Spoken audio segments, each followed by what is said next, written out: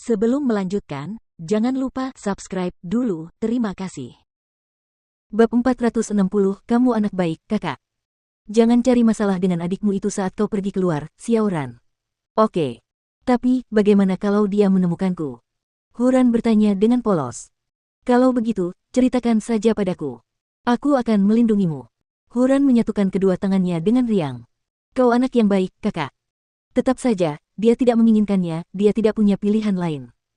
Jadi, maukah kau menikah denganku, menjadi istriku? Istri, apakah itu seperti istri? Menurunkan handuk, kakak ketiga meletakkan tangannya di sisi tubuh Huran. Tidak ada gunanya menikah denganku. Aku tidak punya hak bicara dalam keluarga ini, dan kamu bisa diganggu oleh kakak kedua saat aku tidak melihat. Balas saja, saudaraku. Pukul saja mereka yang menindasmu. Kakak ketiga terkekeh saat membantunya keluar dari baskom cuci.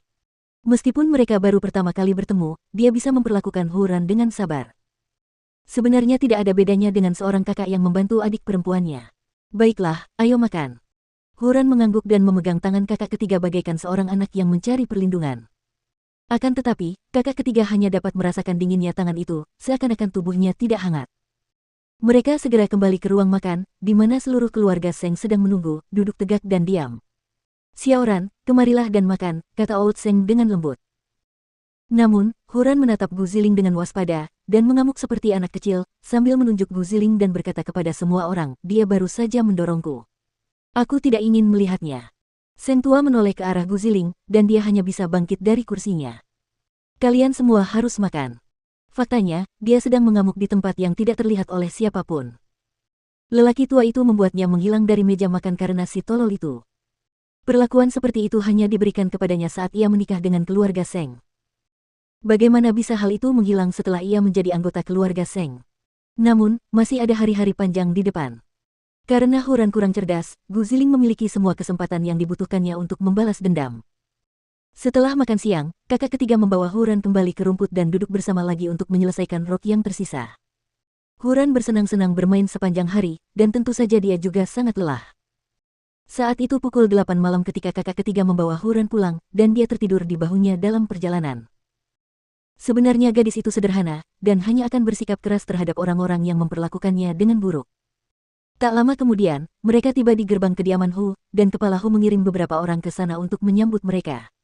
Ayo kita main bareng lagi, kakak. Saudara ketiga melambaikan tangan kembali, dan menyuruh sopir mengantarnya langsung pulang. Apakah adik laki-lakimu mengganggumu hari ini, nona muda? Siu bertanya ketika Huran pulang. Huran menggelengkan kepalanya. Dia bermain denganku sepanjang hari. Dia bahkan lebih baik dari ayah. Siu merasa lega mendengarnya, dan membantu Huran mandi. Tidak apa-apa, Siu, aku akan mandi dengan busa. Huran tidak butuh teman di kamar mandi, jadi dia menyuruh Siu meninggalkannya. Dia merilekskan seluruh tubuhnya ketika pintu ditutup, dan dia berbaring di bak mandinya. Tampaknya tunangannya agak enggan menikahinya. Namun sementara kebanyakan orang akan menganggap pria yang tidak dapat menentukan pilihannya sendiri dan harus menanggung campur tangan orang tua mereka, tidaklah berguna, Huran menyadari keadaan di sekitar keluarga Seng. Lagi pula, butuh usaha keras bagi Seng Xiao, putra mahkota, untuk membebaskan dirinya dari keluarga itu. Itulah sebabnya manusia biasa harus menyerah begitu saja. Terlebih lagi, meskipun dia tidak mau, tuan muda ketiga dari keluarga Seng tidak mengucapkan sepatah kata pun untuk mengeluh padanya. Dia bahkan tidak menghinanya ketika tidak ada orang lain di sekitarnya, dan dapat dianggap sebagai seorang pria sejati. Itulah sebabnya dia sekarang tidak terlalu khawatir lagi dengan perjodohan itu.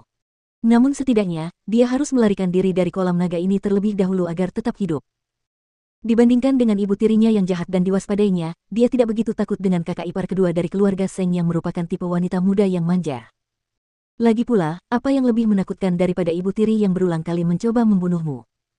Baiklah, aku hanya bisa mengatakan ini, mari kita saling menjaga mulai sekarang, tuan muda ketiga. Huran pun memutuskan untuk tetap berpura-pura bodoh, yang membuktikan betapa kerasnya ia pada dirinya sendiri. Namun, satu hal baik yang didapat dari itu adalah ia dapat menghentikan ayahnya untuk menuruti semua keinginan ibu tirinya. Dia hanya akan mengamuk jika menyangkut keinginan ibu tirinya, dan ayahnya akan waspada terhadap hal itu. Tak lama kemudian, kakak ketiga sampai di rumah, dan orang yang datang menemuinya tentu saja Gu Ziling, yang memiliki ekspresi masam di wajahnya. Rumah ini akan lebih hidup mulai sekarang.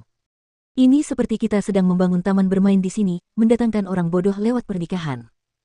Mengapa seorang putri muda yang kaya sepertimu harus melontarkan hinaan kepada orang yang terluka? Gu Ziling melipat kedua tangannya di dada sambil menjawab kakak ketiga, karena aku benci berada di antara orang-orang bodoh. Kalau begitu, kau harus bicara dengan kakek. Dengan kata-kata itu, kakak ketiga berjalan melewatinya kembali ke kamarnya sendiri. Panggilan Mukiki tiba tepat saat dia berbaring di tempat tidurnya. Bagaimana kabarmu, kakak ketiga? Apakah kamu bertemu dengan Nona Hu hari ini? Ya, tapi keadaan tidak seburuk yang terlihat, meskipun tidak sebaik itu juga.